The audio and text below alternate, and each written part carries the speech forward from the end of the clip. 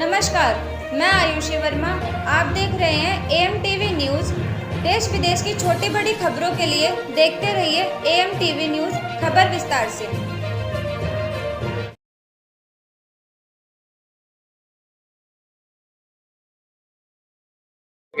तो आपके थ्रू जो है लोगों को सम्मानित भी किया गया, साथ में आपको भी सम्मानित किया गया, कैसा लगा आपको? देखिए, मैं सबसे पहले शुक्रिया अदा करना चाहूंगा जो ऑर्गेनाइजिंग कमेटी है कि उन्होंने इतना अच्छा फंक्शन ऑर्गेनाइज किया पत्रकारों के सम्मान में। और जो पत्रकारिता है अपने आप में एक बहुत अच्छा एक प्रोफेशन है और हमारे पत्रकार भाई बहुत अच्छा काम कर रहे हैं और इस तरह के प्रोग्राम टाइम टू टाइम चलते रहेंगे तो कहीं ना कहीं उनका मनोबल बढ़ेगा। मैं दिल से शुभकामनाएं देता हूं कि हमारे सभी पत्रकार भाई इसी तरह अच्छा काम करते रहें। Thank you very much. आप इतने अच्छे सीनियर ऑफिसर हैं और आपका जो है जिस तरीके से हम देखते हैं यूट्यूब वगैरह पे, जिस तरीके से लोग आपको देख के एक भावना होती है कि ऐसे ऑफिसर बने, ऐसे इस तरीके से हम जाए, उन बच्चों के लिए आप क्या कहना चाहेंगे जो आपसे सम्मानित हुए? देखिए, मैं बच्चों से ये कहना चाहूंगा कि अपने जो लाइफ है उसका जो असली मकसद है उसको पहचाने, कंसिस्टेंसी अपने जीवन में लेकर आए, अपने लक्ष्य बनाए, एक्शन प्लान बनाए, उन लक्ष्यों को निर्धारित करने का, पूरा करने का और अपने स्वास्थ्य का ख्याल रखें, अपने परिवार की इज्जत का ख्याल रखें और जो जितना बेहतर उनसे समाज के लिए हो सकता है उतना करें जिससे कि हमारा समाज और हमारा राष्ट्र उन्नति करे। युवा आजकल जो है मतलब बहुत ज्यादा नशे की तरफ जा रहा है सर, इसलिए क्या संदेश देना चाहते हैं? देखिए, हाँ, ये इंडिविजुअली सबसे पहले तो हमारी अपनी खुद की गट फीलिंग है कि हम कितना कंट्रोल करते हैं। उसके बाद बहुत से फैक्टर्स हैं। आपका परिवार है, जो परिवार बच्चों के ऊपर कितना फोकस करता है, फिर हमारा समाज है, फिर हमारी गवर्नमेंट है कि वो भी टाइम टू टाइम ऐसे अवेयरनेस प्रोग्राम चलाए और बाकी चीजें करें जिससे नशे की रोकथाम हो सके। नंबर नहीं आता, लेकिन आज की तारीख में ऑल इंडिया पत्रकार एकता एसोसिएशन सभी पत्रकारों को सम्मान देता है और अगर कोई खनन माफिया या कोई भी माफिया किसी किस्म की गलती करता है या किसी पत्रकार पे उंगली उठाने का काम करता है तो मात्र 2 घंटे में उस खनन माफिया के खिलाफ मुकदमा दर्ज कराने का काम ऑल इंडिया पत्रकार एकता करता है। इसके अलावा पत्रकार को सारा दिन सड़क पे घूमता है, अपनी खबर को कवरेज करता है और सड़क में कोई हादसा हो जाता है तो पत्रकार के परिवार को या पत्रकार के बच्चों को पढ़ाने या लिखाने या इसके अलावा कोई भी खर्चा नहीं मिलता है। लेकिन मैं आप लोगों से वादा करता हूं कि हमारे संगठन की ओर से उसके परिवार को, उसके बच्चों को जो है कम से कम 1 लाख रुपए का मुआवजा मिलता है। और साथियों, अगर हल्की फुल्की चोटें हैं तो मौके पे इलाज के लिए फौरन उसकी जो है सहायता की जाती है। क्या आपका उसके घर में पैसे है या नहीं है, उसकी जेब में पैसा है कि नहीं है, तो संगठन की ओर से उस पदाधिकारी और कार्यकर्ता की मदद की जाती है। इसके अलावा अगर हमारे पत्रकार साथी को खबर करते समय आते जाते भारतीय पत्रकार रत्न अवार्ड समारोह में आप सभी लोग आए हैं, मैं भी तहरीर से आप लोगों का धन्यवाद और शुक्रिया अदा करता हूँ। और साथियों, आज पत्रकारिता दिवस भी है। जिस वक्त भारत आज़ाद हो रहा था उस वक्त में साप्ताहिक एक पेपर निकलता था। अगर वो पेपर सच्चाई दिखाने का काम ना करता तो आज पत्रकारिता हिला होती।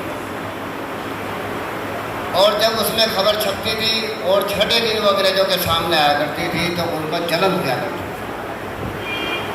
एक दहशत हुआ करती थी और भारतवासियों के खिलाफ बड़ी दिक्कतें होती हैं। तो साथियों, जब शुरू में ये पेपर निकला उस व्यक्ति को हम तहरीर से आज धन्यवाद करते हैं और आज पूरी दुनिया के अंदर उनका नाम रोशन है। आज उसी को लेकर ये पत्रकारिता दिवस मनाया जा रहा है। और साथियों, अब आइए पत्रकारिता जो हम करते हैं, 20 साल पहला रिकॉर्ड उठाइए कि मीडिया क्या चीज़ थी और 20 साल के बाद कैरियर कितना हमारा गिर गया वो आप लोग देख लीजिए। आज लोग हमें गोदी मीडिया, विकी मीडिया, पीफ मीडिया, पता नहीं क्या क्या लोग कहते हैं।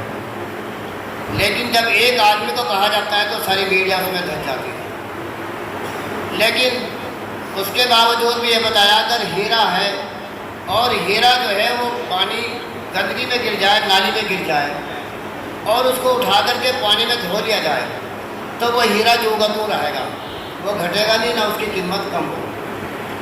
तो ऐसा नहीं कि पत्रकारिता जो हो रही है या बिकाऊ मीडिया है या गोदी मीडिया है या जो भी आप उसको सम्मान दे रहे हैं, उसी में सच्चाई दिखाने वाली मीडिया भी अलग है, वो भी अपना कैरियर बना रही है। लेकिन सच्चाई दिखाने में पत्रकारों को कितनी परेशानी आती है, बाद मरतबा मुकदमे भी दर्ज होते हैं। लेकिन हमारे समाज के लोग उस वक्त ये नहीं समझते कि वो सच्चाई दिखाने का काम कर रहा था और सच्चाई दिखाने के साथ साथ मुकदमा दर्ज हो गया। हमारे पत्रकार बंधु भी कहते हैं वो फर्जी था। ये सबसे बड़ी खामी हमारे अंदर आती है। हम एक दूसरे पत्रकार को बजाय सम्मान देने के हम उसको फर्जी कहा जाता है। और कोतवाल, एसएसपी, सीओ, इन लोगों के पास में बैठकर हम अपनी दुकान को चलाते हैं और अपने दूसरे पत्रकार भाइयों की बुराई करते हैं। आप ये देखिए, अगर आज हम बुराई उनकी कर रहे हैं, इशारा है कि वो आदमी ऐसा है, 3 उंगलियों का इशारा है कि तुम कैसे हो, तुम खुद भी देख लो कैसे हो। पहले कमी अपने अंदर तलाश की जाए, तब हम दूसरों के अंदर खामी निकालें। अगर हम बुराई ही करते रह जाएंगे तो हमारे अंदर बुराई का चट्टान पैदा हो जाएगा। अगर कोई आदमी बुराई कर रहा है तो उसको समझाओ कि बुराई करना गलत है, चुगलखोरी करना गलत है, लेकिन हम लोगों की कुछ आदत सी पक गई है। तो साथियों, आज ऑल इंडिया पत्रकार एकता एसोसिएशन जो संगठन है, वैसा हमारे सैकड़ों की तादाद में संगठन है, लेकिन सारी ऊंची दुकानों में बैठकर पकवान खाते हैं। जब एक पत्रकार पे दिक्कत आती है तो एसी के अंदर बैठ करके मज़े लेते हैं। लेकिन आज हमने जब ये सिलसिला देखते रहे और बड़े ओहदों पे बैठने वाले कोई कार्रवाई नहीं कर रहे हैं, तब हमने इसमें कदम बढ़ाया और अपना संगठन को मजबूत कराया। आज 6.5 लाख पत्रकार पूरे भारतवर्ष में ऑल इंडिया पत्रकार एकता एसोसिएशन की शाखाएं बनकर काम कर रही है। आज अगर किसी पत्रकार में कोई परेशानी आती है तो सबसे पहले कदम उठाने का काम ऑल इंडिया पत्रकार एकता करता है। आज मैं देखता हूँ कि अन्य संगठन जो सक्रिय ये तो है भी है, तो शायद वो हमारी मीटिंग को देख करके, हमारे समारोह को देख करके कुछ जज्बा आ रहा है। वरना मैं तो ये देखता हूँ कि साल के साल पत्रकारों की कोई मीटिंग नहीं होती, बस परेश कलम में कुछ लोग बैठे हैं सुनीता और कुछ उसमें नेतागण। जो भाई साहब बयान कर रहे हैं यहाँ पर, अभी पहले हमें इसे समझना पड़ेगा कि आज हम लोग क्यों बैकवर्ड में आते हैं।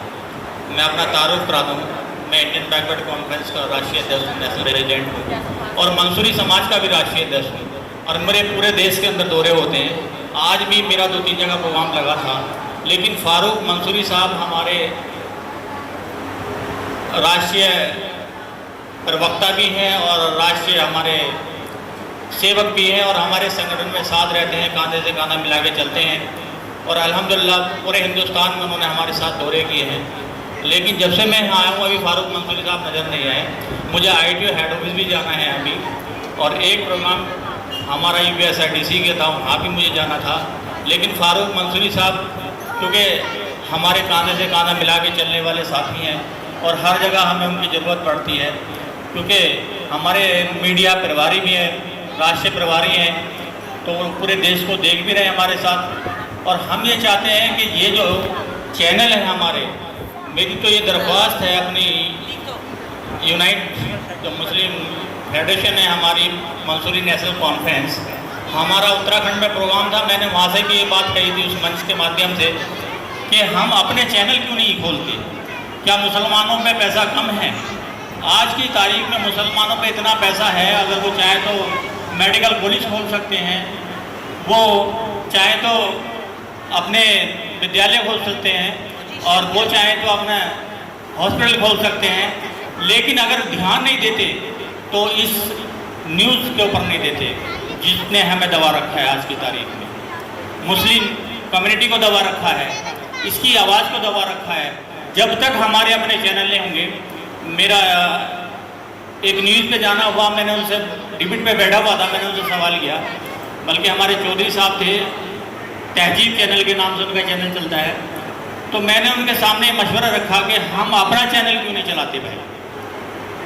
ऑल ओवर इंडिया में सारे काम मुस्लिम कम्युनिटी कर रही है, लेकिन अगर नहीं कर रही तो न्यूज़ के माध्यम से कोई बात हमारी आगे तक नहीं पहुँचाता। इसके लिए मैं अपने लोगों से ये अपील करूँगा कि हम लोग हर चीज़ का चंदा करते हैं।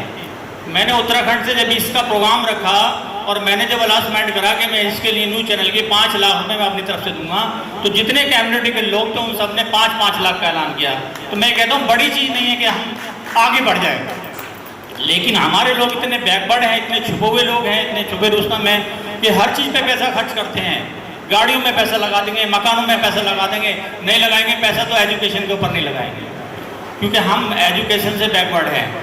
और इसी लाइन को आगे लाने के लिए हमने सबसे पहला माध्यम उत्तराखंड से शुरुआत की है कि हम इंशाल्लाह पहला काम यूनिवर्सिटी से शुरू करेंगे, मुस्लिम यूनिवर्सिटी से शुरू करेंगे, ताकि हमारे बच्चे। अभी मैं कैबिनेट मिनिस्टर राजेंद्र पाल गौतम के साथ बैठा था, जब वो मंत्री थे यहाँ दिल्ली सरकार में, कुछ बच्चे बाहर मुल्क में जा रहे थे जो फ्री ऑफ कास्ट पढ़ते हैं। हमें पता ही नहीं कि हमारे बच्चे आगे कैसे पढ़ेंगे, एजुकेशन में आगे कैसे जाएंगे। मैंने उनसे कहा भाई ये पिछड़े वर्ग में तो हम लोग भी आते हैं, बैकवर्ड तो हम लोग भी आते हैं, ओबीसी में हम लोग भी आते हैं, आपने मुस्लिम बच्चों का नाम क्यों नहीं रखा। बात केजरीवाल तक पहुंची हो, उसमें हमारे 4 या 5 बच्चे अध्यक्ष हुए।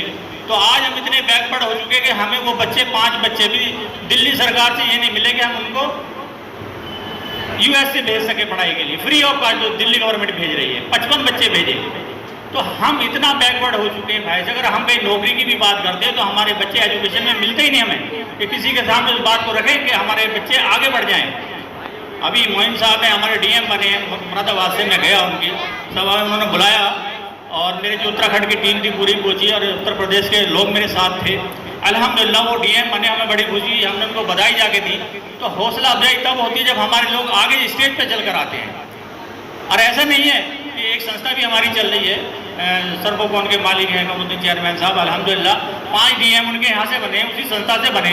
अगर हम लोग इकट्ठा होकर एक यूनाइट चलाएं तो ऐसा नहीं है कि हमारे बच्चे आगे नहीं बढ़े, बल्कि हमें अपने उत्थान के लिए, अपने देश की तरक्की के लिए, अपने बच्चों के लिए आगे बढ़ाने के लिए बढ़ चढ़ के हिस्सा लेना चाहिए। और मैं तो ये चाहता हूँ कि अपने न्यूज़ चैनल अपने बनाने चाहिए मुसलमानों को, और उस पर पैसा इन्वेस्टमेंट करना चाहिए। और इंशाल्लाह मैं इन सब लोगों का तहे दिल से शुक्रिया अदा करता हूँ कि इन्होंने मुझे यहाँ पर बुलाया। अल्लाह इनको और आगे बढ़ने की तौफीक अता फरमाए, इनके चैनल को आगे और उत्थान करने की तौफीक अता फरमाए और तरक्की करने की तौफीक अता फरमाए।